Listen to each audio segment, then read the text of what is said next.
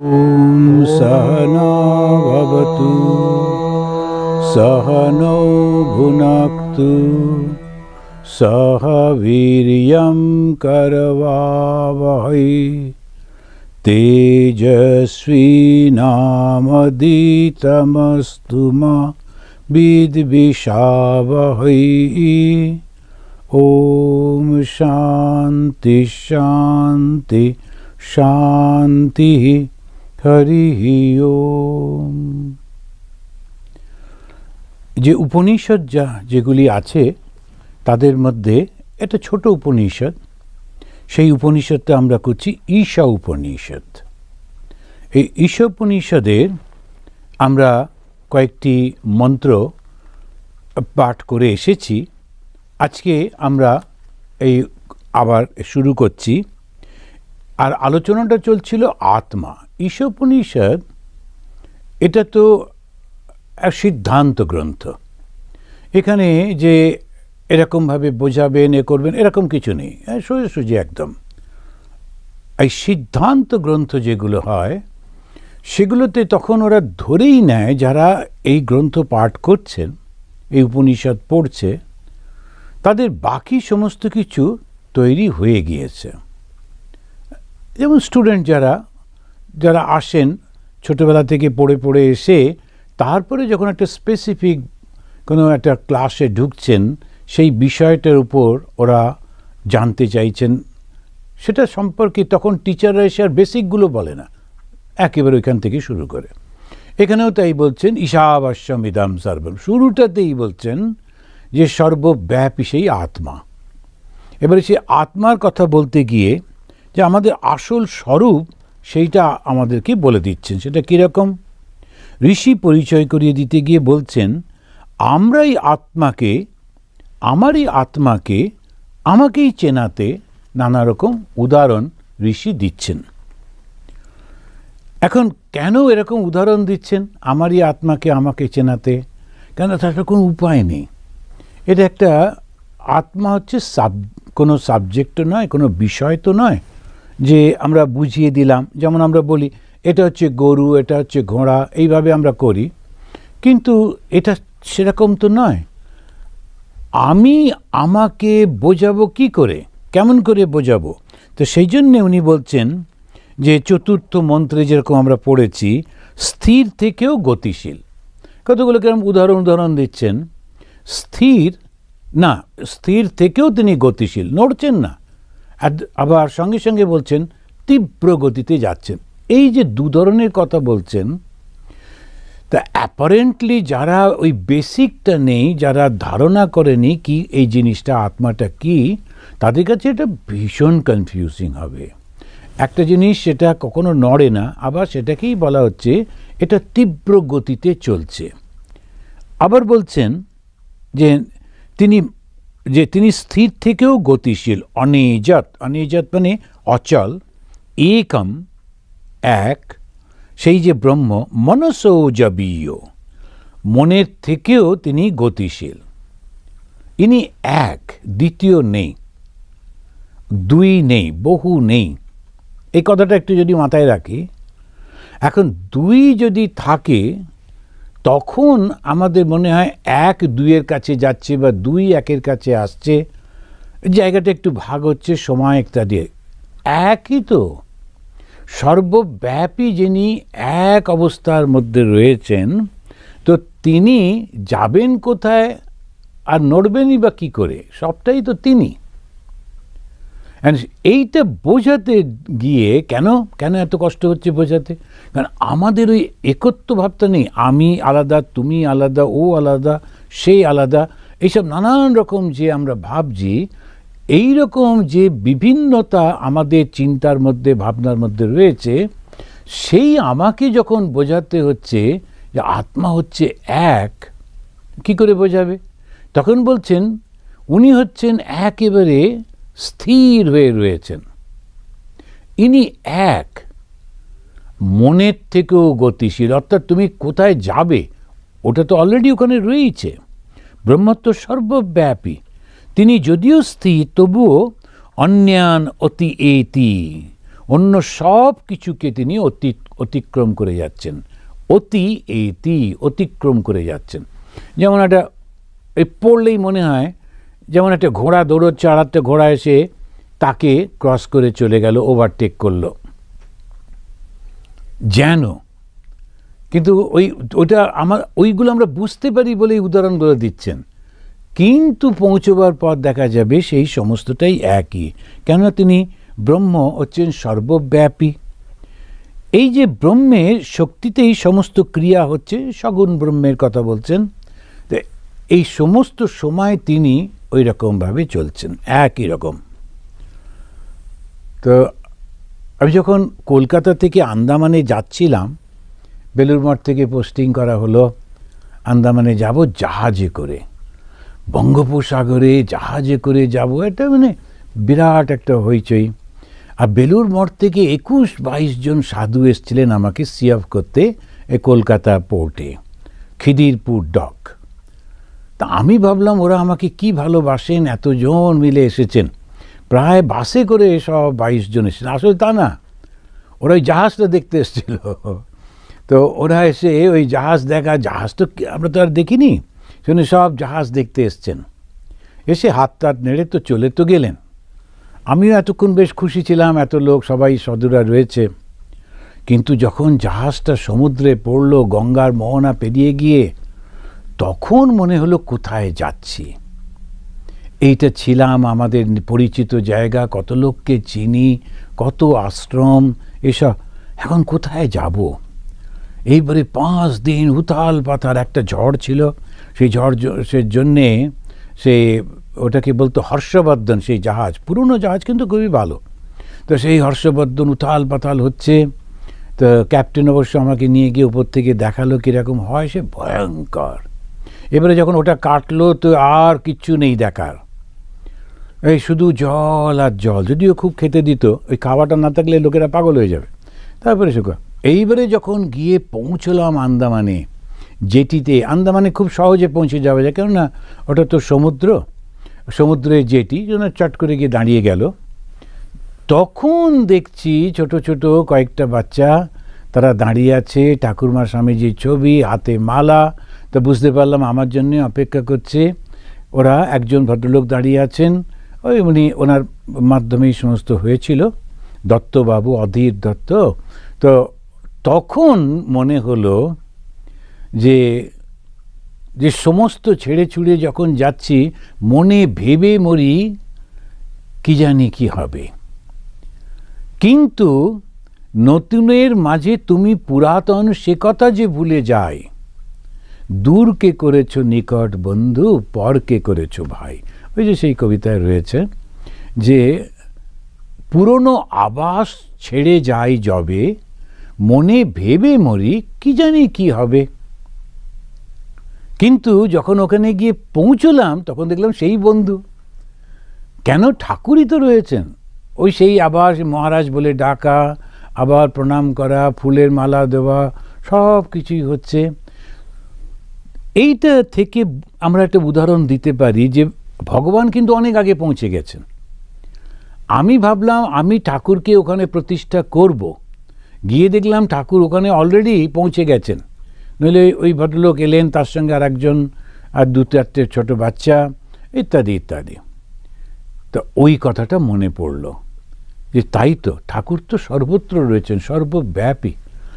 আমেরিকায় যখন এলাম দেখছি এয়ারপোর্টে সবাই দাঁড়িয়ে আছেন এবং রিসিভ করছেন ওইভাবে, একই সেই ঠাকুর সর্বব্যাপী। এইটা একটা ছোট সেন্সে উদাহরণটা দিচ্ছি। এটাকেই যদি আমরা মনে করি, ভগবান কিন্তু সর্বত্র রয়েছেন, সর্বব্যাপী। কিভাবে? চৈতন্য রূপে, যেখানেই যাচ্ছি সেই চৈতন্য। পৃথিবীর যে কোণাতেই যাই না কেন, চৈতন্য স্ফুরণ রয়েছে। এই মন্ত্রে, পঞ্চম মন্ত্রে কবিতার মতো সুর করে তিনি সুন্দর করে আবার সেই ঋষি বোঝাচ্ছেন, ওই একই কথাটা বোঝাতে গিয়ে বলছেন, তদেই যতি তন্নৈ যতি তদ্দূরে তদ অন্তিকে তদ অন্তরস্য সর্বস্য তদু সর্বস্যাস্য বাহ্যতঃ। এই হচ্ছে হিন্দুইজম। ওই যে হিন্দুইজমে আমরা কাকে ছাড়ব, কাকে ধরব, আমরা যারা হিন্দুইজম নিয়ে খুব উত্তেজিত থাকি, না একে ছোবো না, ওর খাওয়া খাবো না, এটা নেবো না, ওরা বুঝতেই পারে না যে আসলে আমরা হিন্দুইজমটা ধরতেই পারছি না। হ্যাঁ ঠিক আছে, আমি যখন শুরু করছি তখন ওইভাবে আমার মনকে তৈরি করছি, ওটা ঠিক আছে, কিন্তু এটাই হিন্দুইজম যে আমি অন্য কারুর ছোবো না, অন্য কারুর খাবো না, একে ঢুকতে দেবো না, আমারটা ওকে দেবো না, এই সমস্ত যারা করে তারা বুঝতে পারে না তারা হিন্দুইজমের মধ্যে কতটা ঢুকছে।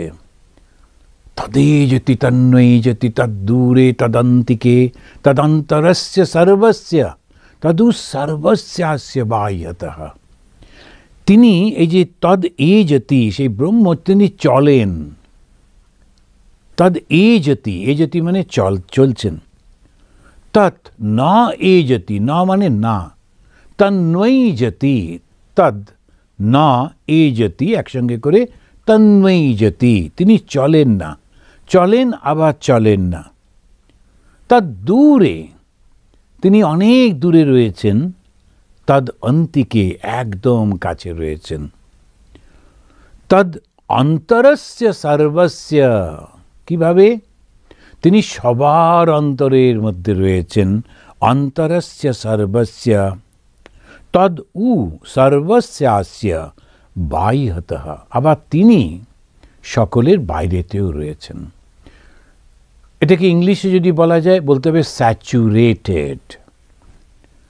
স্যাচুরেটেড এই যে শব্দটা, মানে প্রত্যেকটি কোনায় কোনায় তিনি রয়েছেন। বলা যাবে না যে এইখানটায় তিনি নেই, সর্বত্র সর্বব্যাপী তিনি রয়েছেন। এই হচ্ছে হিন্দুইজম। আমরা একটা পাথর পুজো দিয়ে শুরু করি বটে, এটা শিবলিঙ্গ, এটা অমুক, এসব পাথর পুজো করছি, কিন্তু সেই হিন্দুই আবার বলছে তিনি সর্বব্যাপী, সর্বত্র। ওই পাথর পুজোটাকেও আমরা মেনে নিই কেন? উনি ওর মধ্যেও থাকতে পারেন। প্রহ্লাদের বাবা হিরণ্যকশিপু সে যখন বলল যে কোথায় তোর দেবতা, এই থামটার মধ্যে আছে, প্রহ্লাদ নিশ্চিন্ত বলে হ্যাঁ ওর মধ্যেও তো রয়েছেন।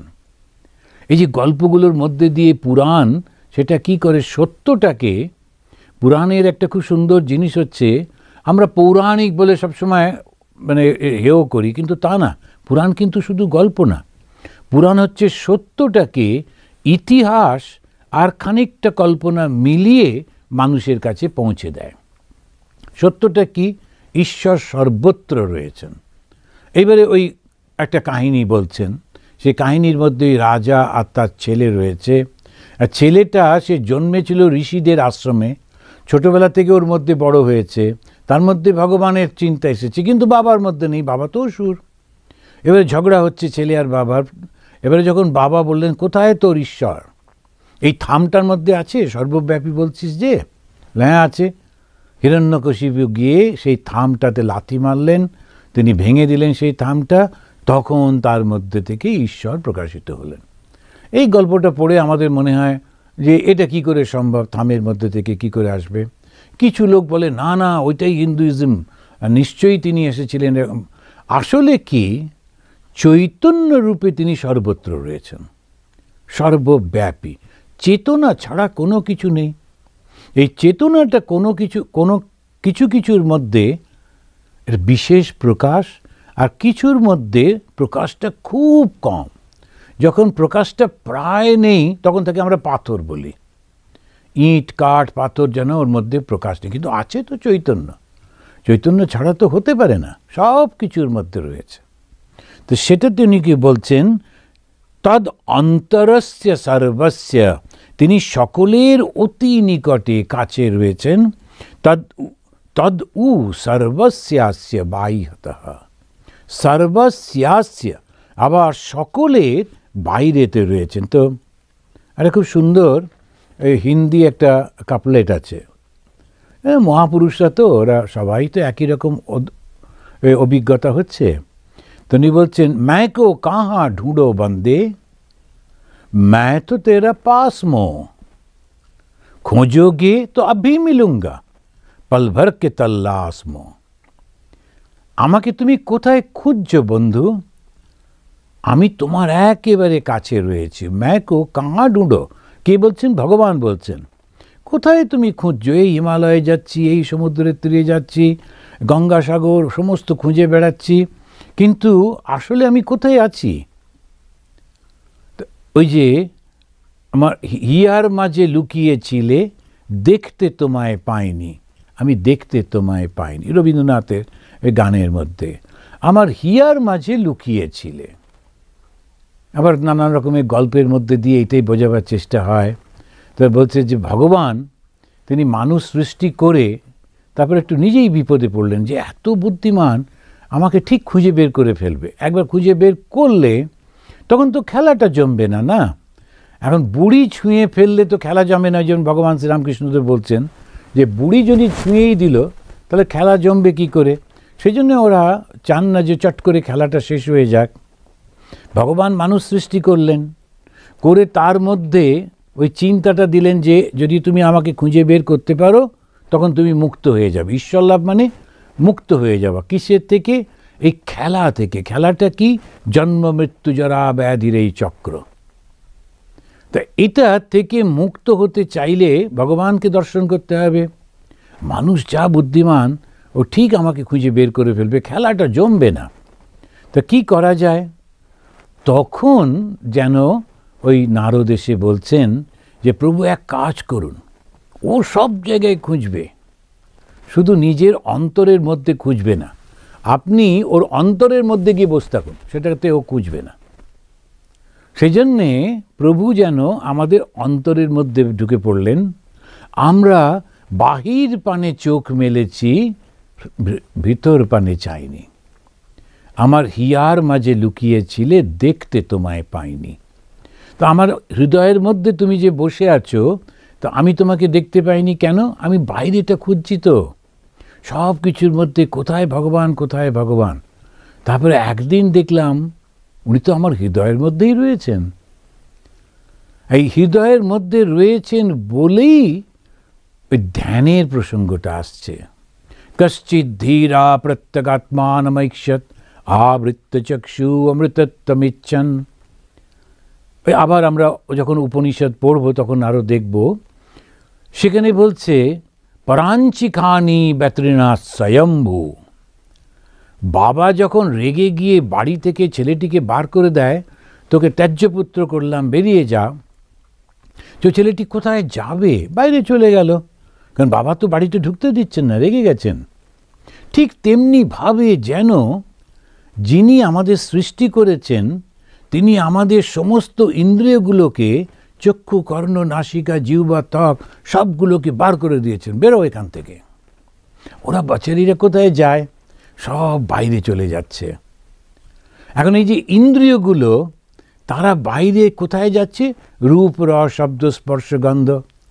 সমস্যাটা তো এইটুকুই, এই যে 5টা ইন্দ্রিয় রয়েছে, চক্ষু, কর্ণ, নাসিকা, জিহ্বা, ত্বক, এই 5টা জ্ঞানেন্দ্রিয়, এরা জ্ঞান আহরণ করে।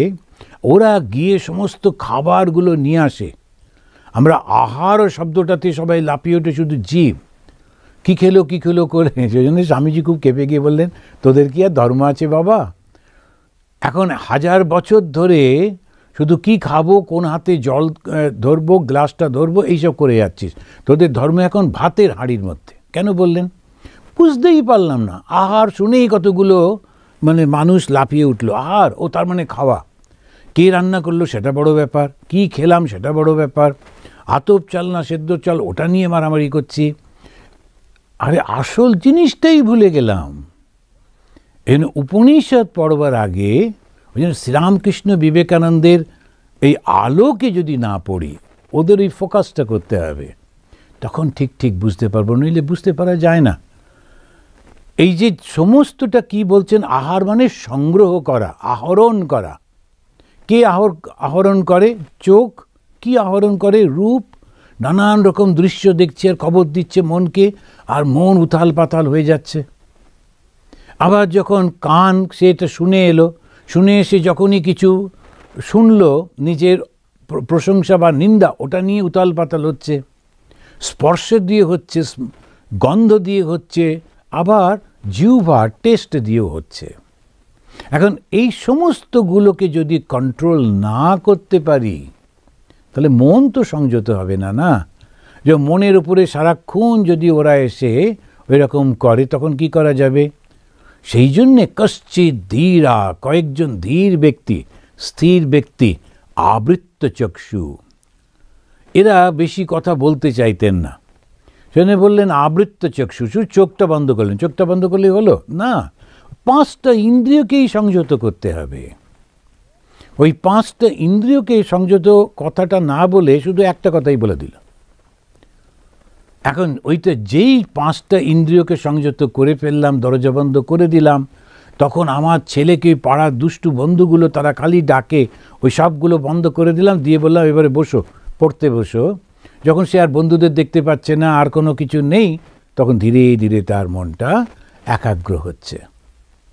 যখন যুদ্ধক্ষেত্রে যুদ্ধ করবার আগে প্রথম কি করে, সাপ্লাই লাইনটা কেটে দেয়, যাতে খাদ্য না আসে, অস্ত্র না আসে, আর রিইনফোর্সমেন্ট না আসে, অন্য সৈন্যরা না এসে যায়। দিলে এবারে যে কটা আছে ওরা দুর্বল হয়ে গেল।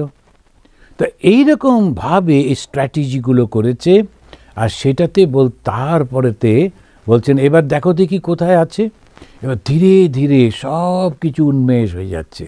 ওই যে বাচ্চাটা কিছু বুঝতে পারতো না, ওর মনটা চঞ্চল, ওইখানে বাঁশি বাজলো, খেলা হচ্ছে, ওইখানে সব এরাই করছে, ধীরে ধীরে তার মনটা একাগ্র হলো, একটা করে বিষয় পড়ছে আর বুঝতে পারছে, বিষয় পড়ছে আর বুঝতে পারছে। ওই তখনই মনটাই হচ্ছে আসল। আমরাও তেমনি ওখানে ভগবান আছেন, এখানে ভগবান আছেন, এই করে ছোটাছুটি করছি, এখানে যাচ্ছি সেখানে যাচ্ছি, কখনো ধ্যান করি না। আমরা শুধু ছুটে বেড়াই, কিন্তু ধ্যান করে ভীষণ খুশি। জানেন তো, কালকে সকালবেলায় আমি গেছিলাম ওই মন্দিরে, তারপরে বিকেলবেলায় ওই মন্দিরে, রাত্রিবেলায় ওই মন্দিরে। এখন ভীষণ টায়ার্ড, আবার কালকে সকালবেলায় অনেক এই করে বেড়াচ্ছি, ভাবছি বিরাট একটা কিছু হচ্ছে।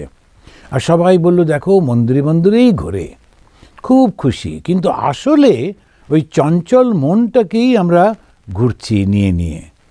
এবারে যদি বসে চোখ বুজে আধ ঘন্টা শুধু ধ্যান করতে পারা যায়, তখন দেখা যাবে মনটা কত উন্মেষ হয়ে যাচ্ছে।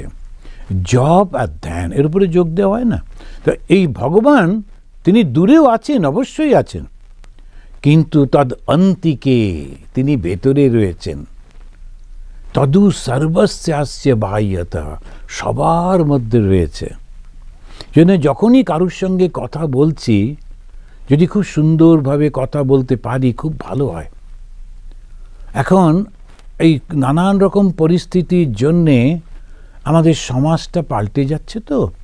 আদারওয়াইজ আমাদের ছোটবেলাতেও দেখেছি গলা তুলে কেউ কথা বলতো না, আর খুব সবাই সুন্দর করে কথা বলতো। এখন প্রত্যেকটা লোক চিৎকার করে কথা বলা, কথার মধ্যে একটা অবিশ্বাস এবং স্ল্যাং সমস্ত ব্যবহার করা। কেন? বেচারি কী করবে, চতুর্দিকে এমন সব চলছে, ওই রকম না করে উপায় থাকে না, জোর করে এরকম। এখন যারা ধর্মের পথে যাবে ওদেরকে কিন্তু এটা বুঝতে হবে যে বাক সংযম দরকার, ইন্দ্রিয় সংযম দরকার, মনের মধ্যে ডুবে যেতে হবে। তখন সেই জিনিসটাই দেখতে পাবো সবার মধ্যে। আর বেদান্ত যখন পড়ছি, যখন আমরা উপনিষদ পড়ছি, তখন একেবারে একদম হাইয়েস্ট লেভেলে দাঁড়িয়ে আমরা ধর্মটাকে দেখার চেষ্টা করছি, একদম টপমোস্ট পজিশন থেকে। কি দেখলাম? ওই প্রথম একেবারে মন্ত্রতেই বলে দিচ্ছেন ঈশ্বর সর্বব্যাপী। আমি কি দেখব? গাছ, পাখি, জন্তু, মানুষ, সবার মধ্যে সেই ঈশ্বর জল জল করছেন। তদেই যতি তন্নেই যতি তদ্দূরে তদান্তিকে। আমাদের পুরীতে যে শ্রী শ্রী জগন্নাথ মহাপ্রভুর মূর্তিটা আছে, আমি ওইটা উদাহরণ দিয়ে বলি যে এইরকম মূর্তি হিন্দুরা কেন বানালো? এর পেছনে একটা নিশ্চয়ই আমাদের একটা দর্শন আছে, ফিলোসফি আছে। তা না হলে কখনো এরকম বানাবে না।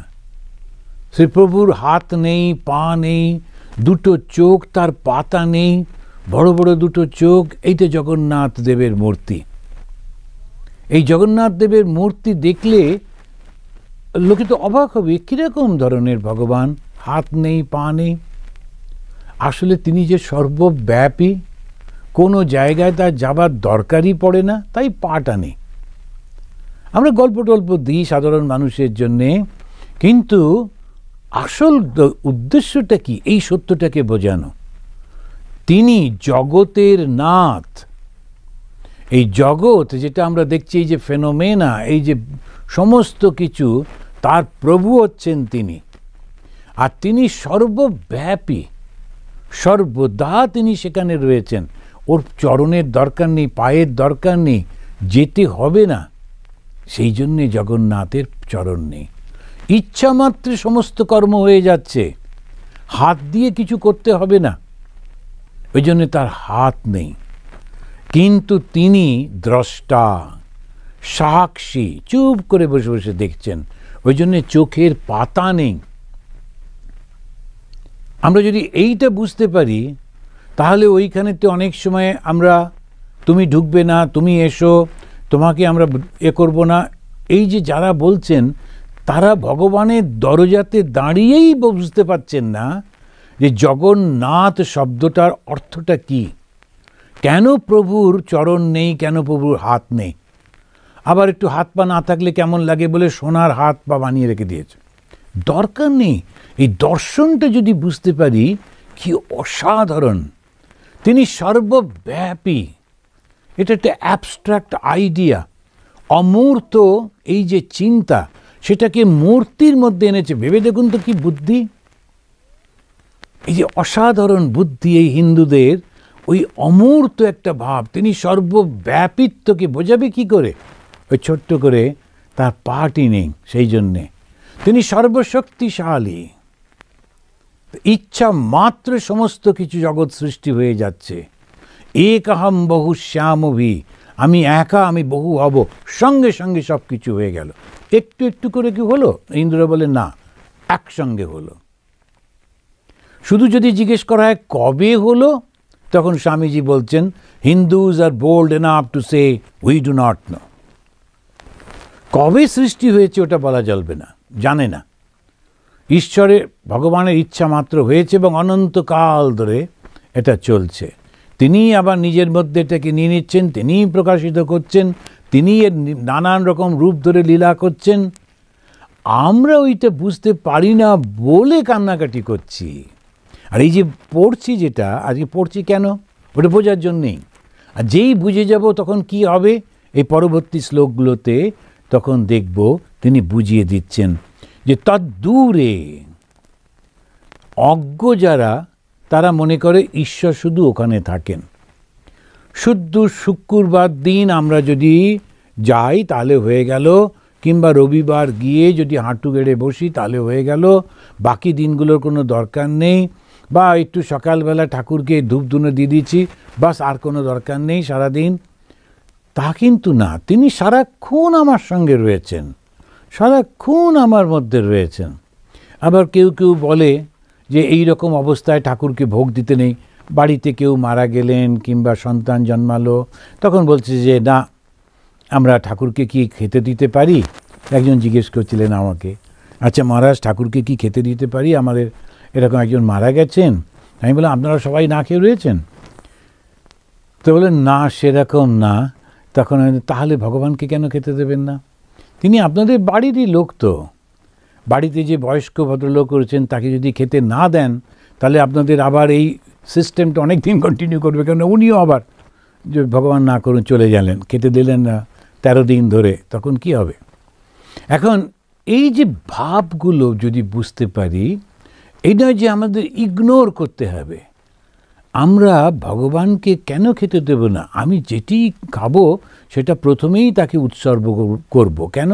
আমার মধ্যেই তো রয়েছেন। এতে ফলটা কি হবে? যা খাচ্ছি মনে মনে আমি ঈশ্বরকে অর্পণ করে খাচ্ছি। তখন লোকেরা হাসাহাসি করে, ও মা, এরকম কখনো হয় নাকি? কিন্তু আসলে কি জানেন, আমার প্রত্যেকটার অবস্থাতেই ভগবানকে স্মরণ করছি। আর যেই প্রতিটি মুহূর্তে সারাক্ষণ ভগবানকে স্মরণ করছি, আর এই স্মরণের ফলে যত ঈশ্বরকে স্মরণ করছি তার সৃষ্টিটা ততই পেছনে পড়ে যাচ্ছে। ভগবান শ্রীরামকৃষ্ণদেব যেমন বলছেন, যত তুমি পূর্ব দিকে যাবে পশ্চিমটা ততই পেছনে পড়ে থাকবে।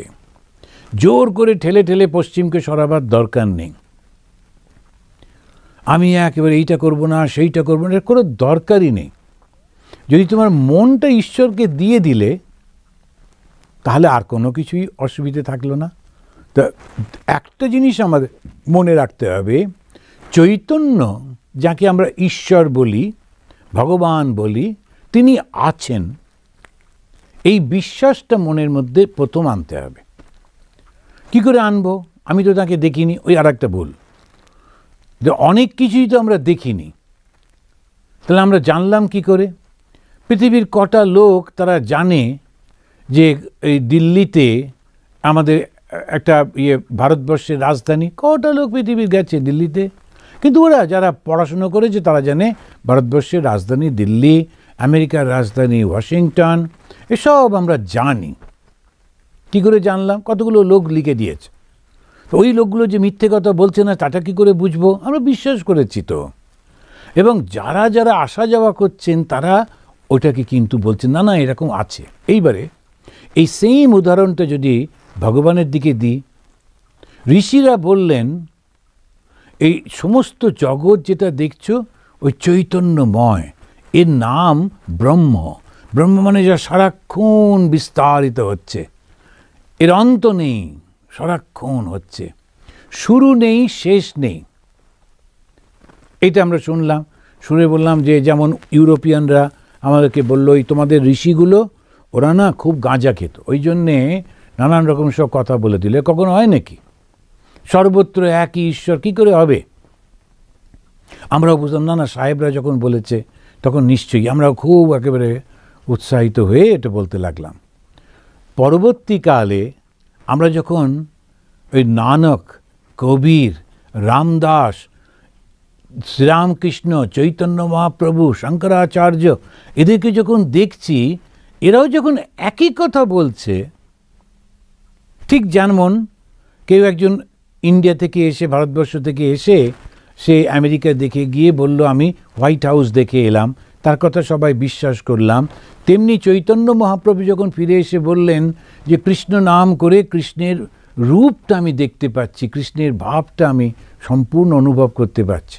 শ্রীরামকৃষ্ণ বললেন মায়েরই বলছি, ঈশ্বর আছেন, তার সঙ্গে কথা বলা যায়, কেন বিশ্বাস করব না?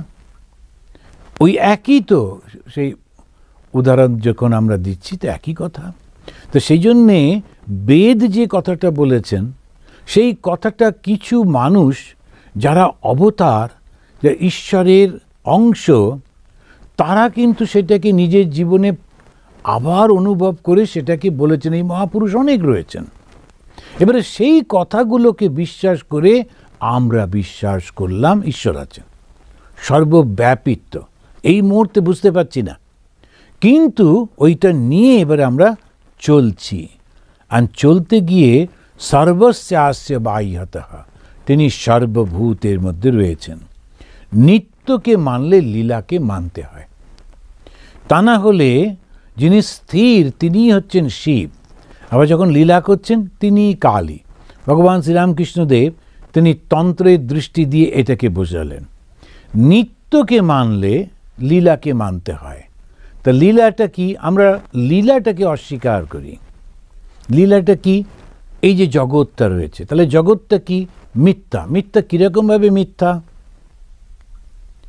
এটা আছে, এই মুহূর্তে রয়েছে, আমি স্পর্শ করে বুঝতে পারছি, ঘ্রাণের মাধ্যমে বুঝতে পারছি, দৃষ্টি দিয়ে দেখতে পাচ্ছি, কিন্তু এটা পার্মানেন্ট না, এটা পাল্টে যাবে।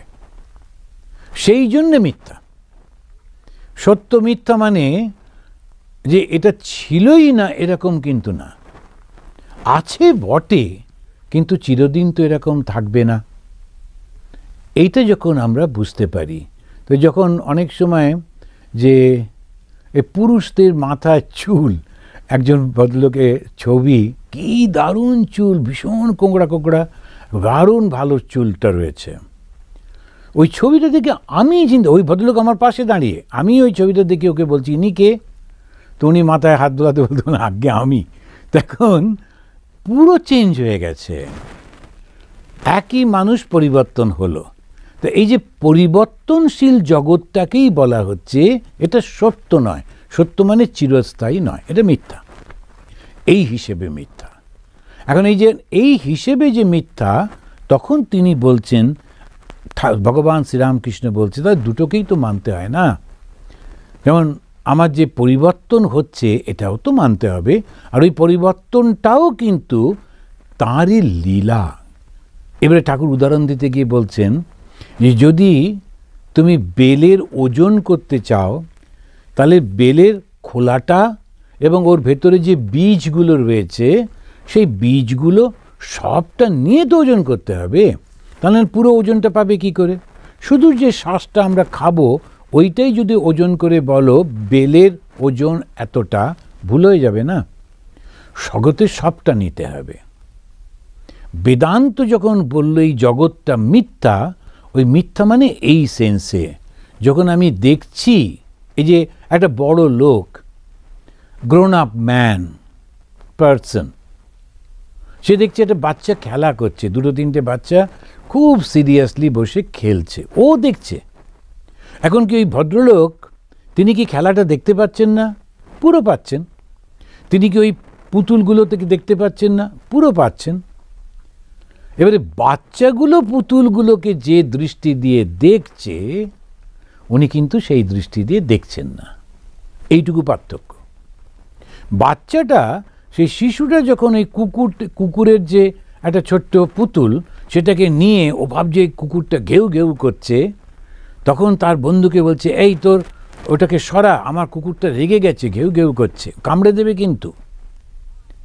এবারে আমরা যখন বসে বসে দেখছি বাচ্চাগুলো খেলছে, আমাদের খুব মজা লাগছে, আর ভাবছি কীরকম বোকা দেখো, এরকম সব বলছে। কিন্তু ওই বাচ্চাটা যখন কুকুরটাকে ধরে রেখেছে এবং তার বন্ধুকে বলছে যে শিগগির তোর পুতুলটাকে সরা, তোর বাচ্চাটাকে সরা, নইলে আমার কুকুর ওকে কামড়ে দিতে পারে, ও কিন্তু একদম সত্য দেখছে। এবং ওই তার বন্ধুও কিন্তু তাড়াতাড়ি করে তার সেই ছোট্ট পুতুলটিকে সরিয়ে নিল, ওর কুকুর যেন কামড়ে না দেয়। এখন এটাকে আপনি কি বলবেন, সত্য না মিথ্যা? সত্যও বটে, মিথ্যাও বটে। আর সেই জন্যে বলা হলো যারা জ্ঞানী তাদের কাছে এই জগৎটা মিথ্যা, কিন্তু যারা অজ্ঞানী তাদের কাছে এই জগৎটা সত্য। যেমন ওই শিশুর কাছে তার খেলাটা, পুতুল নিয়ে খেলাটা, এইটা যদি বুঝতে পারি তাহলে আর কোনো অসুবিধে থাকে না। এখন জগতে যারা খুব কান্নাকাটি করছে, সংসার টংসার, তাদের মধ্যে একটা ভাব রয়েছে। এখন আমাদের এক ওই ব্রহ্মচারী, তা সে আর আমি গেছিলাম একজনের বাড়িতে, একদম নতুন নতুন ব্রহ্মচারী হয়েছে, বেদান্ত বেদান্ত পড়ছে টড়ছে, তাদের প্রচণ্ড উৎসাহ। এখন আমরা খেতে বসেছি, স্বামী আর স্ত্রী, স্বামী খুব বড় অফিসার, আমাদের সঙ্গে বসে খাচ্ছেন। এবারে জিজ্ঞেস করছেন, মহারাজ একটু কিছু উপদেশের কথা বলুন। তখন এই ব্রহ্মচারী, ও 10-15 দিন হয়তো, মানে 1 মাস হলো এসছে, ওকে বলছে আপনি তো বদ্ধ হয়ে রয়েছেন, বিবাহিত জীবন, সুতরাং আপনি এই বেদান্ত বুঝতে পারবেন না, মিথ্যা মায়ায় জড়িয়ে রয়েছেন। ওই বউটা কিন্তু পাশেই দাঁড়িয়ে রয়েছে, সেই খাবার দিচ্ছে। আমি দেখছি সর্বনাশ করেছি, যদিও রেগে যায় খাবারটা বন্ধ করে দেবে। তো যাই হোক, ওরা তো জানে, যে হাসছেন, হ্যাঁ মহারাজ কী করব, মায়ার মধ্যে যাও, আপনি ভালো করে খেয়ে নিন, তারপরে একটু আশীর্বাদ করে দেবেন। এখন বলে একটু মজা করলো। এখন ওই যে ব্রহ্মচারী যে কথাগুলো বলছে, ওর কিন্তু কোনো অনুভব হয়নি, আমার অনুভব হয়নি, আমরা শুধু বইতে পড়েছি, সেই জন্যে ওই কঠোরভাবে কথাটা বলতে পারলাম। কিন্তু শ্রী শ্রী মার কাছে যখন একজন মহিলা এসে কাঁদছেন, তার সন্তান মারা গেছে, তার ব্রহ্মচারী সে এসে ওই মহিলাকে, ও চিৎকার করে মায়ের বাড়িতে ঢুকে কাঁদছে, তো ও বলছে এই এত জোরে জোরে আওয়াজ করছো কেন, মা ডিস্টার্ব হয়ে যাবে, বিশ্রাম করছেন, আর এই জগৎটা অনিত্য, তোমার সন্তান মারা গেছে তো কী হলো। মা ছুটে ছুটে নেমে এসছেন, ওই মহিলাকে জড়িয়ে ধরে ওই মহিলার থেকে আরো জোরে জোরে কাঁদছেন। তার সমস্ত দুঃখটা যেন নিজের মধ্যে টেনে নিচ্ছেন। তারপরে ওই মহিলাই মাকে বলছেন, থাক মা, তুমি আর দুঃখ করো না, যার জিনিস তিনিই নিয়ে নিয়েছেন। মা বললেন, হ্যাঁ, তুমি আর দুঃখ করো না। এবারে মা তাকে সান্ত্বনা দিয়ে পাঠিয়ে দিলেন। আমরা কি দেখলাম? আমরা যারা শুধু বই পড়ি, শাস্ত্র অনুভব করতে পারছি না, এ ভুল করে ফেলি। এই ব্যবহারের মধ্যে ভুল হয়ে যাচ্ছে। মা জানেন জগৎটা মিথ্যা, ওর সন্তান, ওর বিবাহ, ওর সংসার সব কিছু মিথ্যা। মিথ্যা মানে ওই কিছুদিনের জন্যে, কিন্তু তথাপি যখন ব্যবহারিক, এই ব্যবহারের মধ্যে কখনো যেন কাউকে আঘাত না দেওয়া হয়। কেন? ওর মধ্যেও তো সেই চৈতন্য স্বরূপ রয়েছেন, এই মুহূর্তে সেটা প্রকাশিত নেই। তা আমরা এই এতটা পড়লাম যে তিনি দূরে, তিনি কাছে, তিনি অন্তরের মধ্যে, তিনি বাইরে, তিনি ছাড়া আর কোনো কিছু